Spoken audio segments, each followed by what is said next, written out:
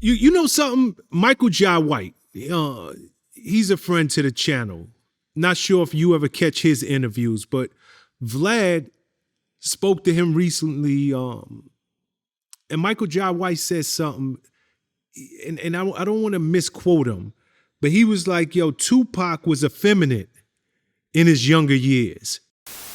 All you got to do, please play the 17-year-old Tupac, the interview.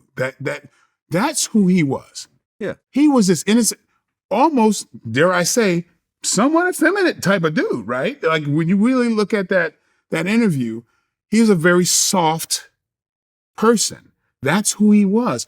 2 years later, he plays Bishop.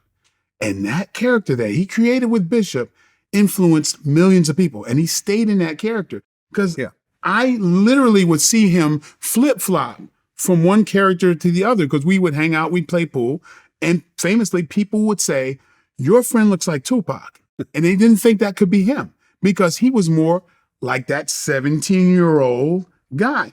And a lot of people that really knew him was like, yo, because I always speak the way I speak now. And so he felt very comfortable being that other side around me, that really playful, clowny, kind of like silly type of guy who knows all the Schoolhouse Rock jingles. Did you hear that or did you see that clip? Yeah, he said the Pac that we know, he was very different. He was effeminate when he was young. Is that the feeling that you got of the man that you knew? Nah, everybody is a different person when they, once they come around certain shit, I mean, shit, man. I'm fucking, nigga, I worked at Burger King, nigga, I worked at UPS.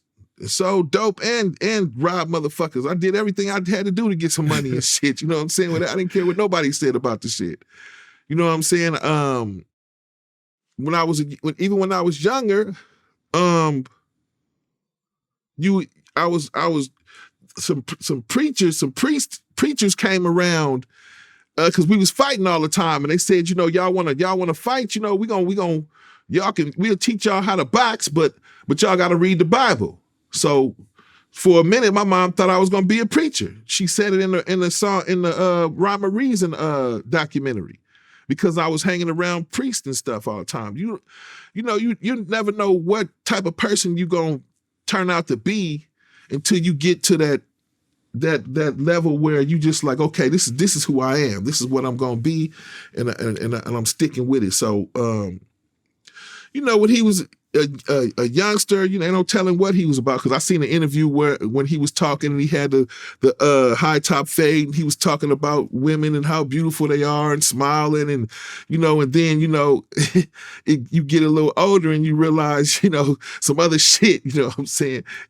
You realize the grass ain't always greener like that. You know what I'm saying? When you get a little older, so shit, people change, man. He might have been a different person when he was younger. When he got older and got out to Oakland and all of that shit, he had to be a different motherfucker out there. You know what I'm saying? You can't be feminine and nice in around that area. Motherfuckers will fuck you up. Use you and everything. Jack you, set you up, everything. You know what I'm saying?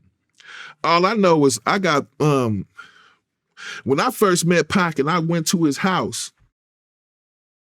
You know them hood pictures where you got one nigga holding the guns and niggas holding the money and all of that shit. He had all of that shit up there, man. Pac always been a hood nigga. You know what I'm saying? Even before I met him, you know what I'm saying? He always, we even had some of the same enemies and some of the same mutual friends in the game. A game I'm talking about, you know what I'm saying? So I mean, they might not have been around him in that era of his life. Know what I'm saying?